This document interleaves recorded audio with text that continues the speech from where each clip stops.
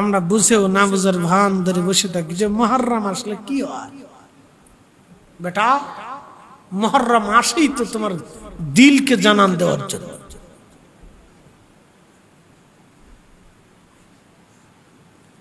শুনে যাবেন চট্টগ্রামবাসী,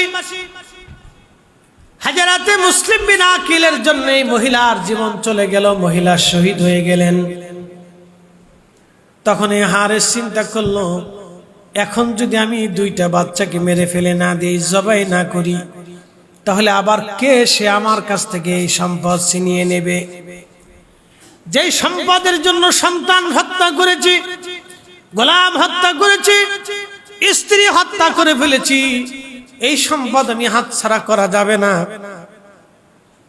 এই নাফরমানে দুইটা বাচ্চাকে শহীদ করে দিল, তাদেরকে হত্যা করে ফেললো, তাদের মাথাগুলি কেটে নিয়ে বস্তায় ভরে গভর্নর হাউজের সামনে চলে গেল।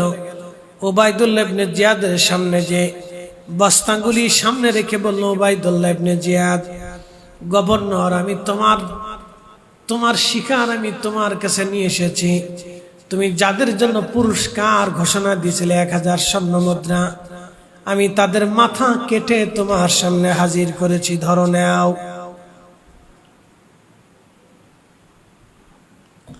ওবায়দুল্লাহ ইবনে জিয়াদ বস্তা থেকে মাথা বের করে দেখলেন, হায় হায়, দুইটা শিশু বাচ্চার মাথা, কর্তৃত দেহ নিয়ে আসছে মাথা। ডাক দিয়ে বলেন, হারেস, তোর কি মায়া লাগে নাই? এই দুইটা এতিম বাচ্চা তুই হত্যা করলি। এ বেটা নাফরমান, আমি তো হত্যা করে মাথা কেটে আনতে বলি নাই, আমি জীবন্ত ধরে দিতে বলেছিলাম। তুই জীবন্ত আনতে পারিস নাই, 1000 স্বর্ণ মুদ্রা তোকে পুরস্কার দেওয়া যাবে না।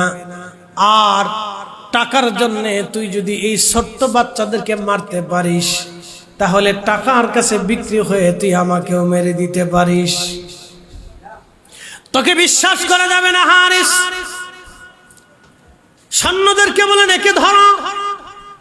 অনেক বড় পিশাচিক, টাকার জন্য দুনিয়ার মোহে পড়ে এই লোকটা ছোট্ট এতিম বাচ্চাদেরকে যদি হত্যা করতে পারে, আমাকেও মারতে পারবে। জল্লাদদেরকে হুকুম করলেন, এর দেহ থেকে মাথা আলাদা করে ফেলে দাও। ওই দিন হারেসকে হত্যা করে উবাইদুল্লাহ প্রমাণ দিয়ে দিল, দুশমনে রসুলের ইহকাল বরবাদ, পরকাল বরবাদ। কথা বলেন ঠিক কিনা? দুশমনে রসুলের ইহকাল নাই, পরকাল নাই, কবরও নাই, হাসরও নাই, দুনিয়াও নাই। দুনিয়াও নাই, পরকালও নাই, হাসরও নাই। ইমাম হুসেনের শাহাদাতের পিছনে সবার আগে মুসলিম বিন আকিল শহীদ হয়ে গেলেন। এরপরে ওই গোলাম শহীদ হয়ে গেলেন, দুইটা ছেলে বাচ্চা শহীদ হলো, মহিলা শহীদ হলো। মুসলিম বিন আকিল রাদিয়াল্লাহু আনহুর ছোট দুইটা বাচ্চা শহীদ হয়ে গেল। কিন্তু চিঠি তো চলে গেছে ইরাক থেকে, কারবালা থেকে চিঠি চলে গেল, মক্কাতুল মুকাররমায় চিঠি চলে গেল। চিঠি চলে যাওয়ার পরে চিঠিখানা পেয়ে ইমাম হুসেন পরিবার পরিজন আত্মীয় স্বজনদেরকে নিয়ে রওনা হলেন। কিন্তু তিনি তো জানেন না ইরাকের কারবালা, ইরাকের কুফা পরিবর্তন হয়ে গেছে। একটু দুরূদ শরীফ পড়ি, সালাতুন ইয়া রাসূলুল্লাহ আলাইকুম। একটু আগে আগে বসি, সালাতুন ইয়া রাসূলুল্লাহ। খবর লও ইয়া রাসূলুল্লাহ, খবর লও মেরে মৌলা মেরে আকা, খবর লও সালাতুন ইয়া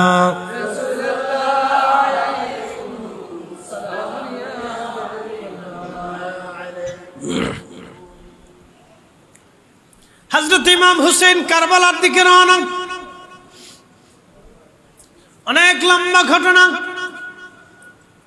তিনি কারবালা আসলেন, 10ই মুহররম ঘনিয়ে গেল, ওনাকে শহীদ করে ফেলে দেওয়া হলো। শাহাদাতের অমীয় সুধা ইমাম হুসেন পান করলেন।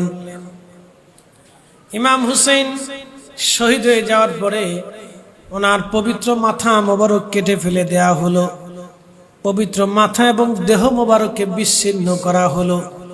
পবিত্র মাথা বর্ষা লাগাই ঝুলাইয়া আনন্দ করে করে ইয়াজিদের সৈন্যরা কুফাতে নিয়ে আসলেন উবাইদুল্লাহ ইবনে জিয়াদের সামনে। উবাইদুল্লাহ ইবনে জিয়াদ ইমাম হুসাইন রাদিয়াল্লাহু আনহুর পবিত্র মাথা মোবারক একটা বাসনের উপরে করে রেখে একটা লাঠি দিয়ে তার চক্ষু এবং নাকে এবং জবানে লাঠির আঘাত করতেছিলেন আর বলতেছিলেন, হুসাইন দেখলি তো ইয়াজিদের সাথে নাফরমানি করার পরিণতি কি হয়। ওই গভর্নর হাউজে হাজার হাজার মুসলমান, একজন নবীর সাহাবী ওইখানে উপস্থিত ছিলেন, তার নাম যায়েদ ইবনে আরকাম রাদিয়াল্লাহু তাআলা আনহু। উনি যখন যুবক ছিলেন তখন মদিনাতুল মুনাওয়ারায় আমার নবীজির খেদমত করেছিলেন, 12 বছর ছিলেন একটানা মদিনায়। রাসূলের জিন্দেগীর হায়াতে 12 বছর মদিনায় কাটিয়েছিলেন। নবীর ইন্তেকালের পরে যায়েদ ইবনে আরকাম কুফা নগর চলে গেলেন। এখন তিনি বৃদ্ধ, কিন্তু ইমাম হুসাইন যুবক। যায়েদ ইবনে আরকাম এখন বৃদ্ধ, বয়সের বারে নুব্জ হয়ে গেছেন। লাঠির উপরে ভর দিয়ে একটা নজর আওলাদে রাসূলদেরকে দেখার জন্য এসেছেন। কারণ ছোট্টকালে উনি দেখতেন ইমাম হুসাইন আমার নবীর কোলের মধ্যে বসে থাকতো, আমার রাসূলের পিঠ মুবারকের উপরে চড়ে থাকতো, নবীজি কাঁধে করে কোলে নিয়ে সারা মদিনার অলিগলি দিয়ে ঘুরতেন। নামাজের সেজদার ভিতরে ইমাম হুসাইন আমার নবীজির পিঠ মুবারকের উপরে এসে বসে থাকতেন।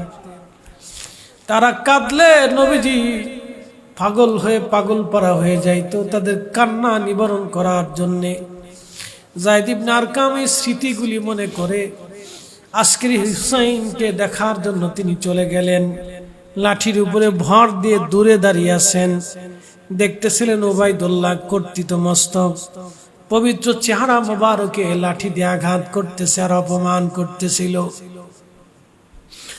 যায়েদ ইবনে আরকাম হুঙ্কার ছেড়ে দিয়ে বললেন, মারজানার ছেলে, এই মারজানার ছেলে, লাঠি নামা। কার মুখের মধ্যে তুই লাঠি মারিস? কার চোখে আর কপালে আঘাত করিস? আমি নবীর সাহাবী যায়েদ ইবনে আরকাম, আমি রাসূলের সাহাবী যায়েদ ইবনে আরকাম। আমার এই দুই চোখ দিয়ে আমি ইমাম হুসাইনের ছোট্টকালের সেই দৃশ্যগুলি দেখেছি, আমার রাসূলকে দেখেছি। ওই ঠোঁটের মধ্যে চুমা লাগাইতো, নবীকে দেখতাম, নবীজি কপালে, চোখের ভিতরে, মুখের মধ্যে ইমাম হোসেনকে চুমায় চুমায় আদরে ভালোবাসা দিয়ে দিয়ে নবী তাদেরকে ভরিয়ে দিতেন।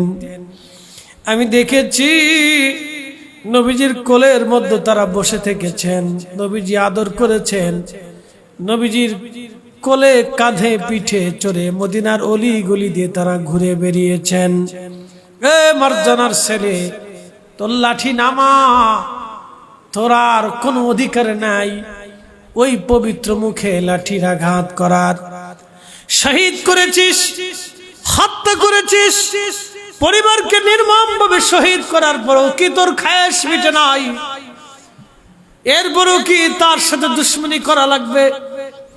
সেই দিন উবাইদুল্লাহ ইবনে জিয়াদ নবীর এই বৃদ্ধ সাহাবীকে ঘাড় ধাক্কা দিয়ে মজলিস থেকে বের করে দিলেন আর ধমক দিয়ে বলেন, এ বেটা, তুই যদি রাসূলের সাহাবী না হতি তাহলে এখন তোকে আমি জবাই দিতাম।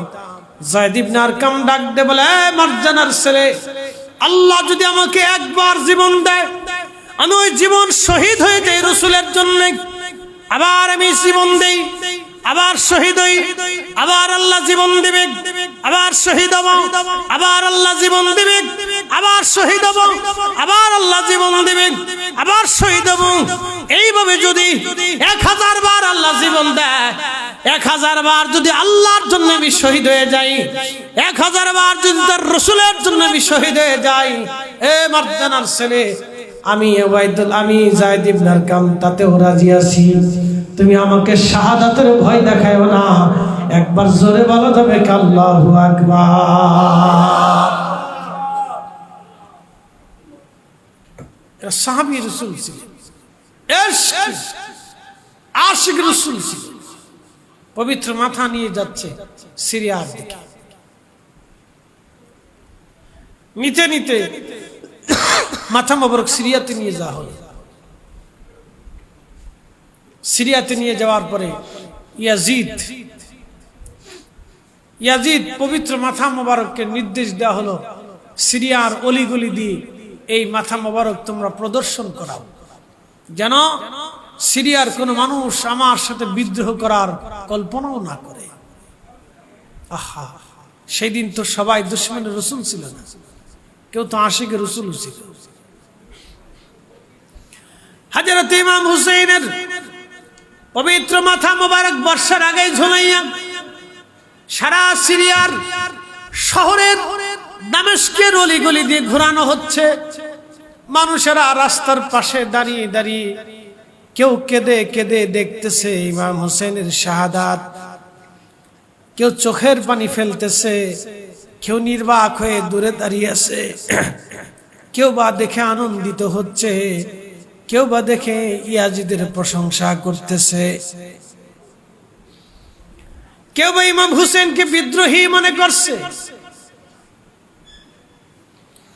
কিন্তু পবিত্র মাথা মোবারকের পাশে দাঁড়িয়ে দাঁড়িয়ে একজন কোরআন শরীফ পড়তেছিল।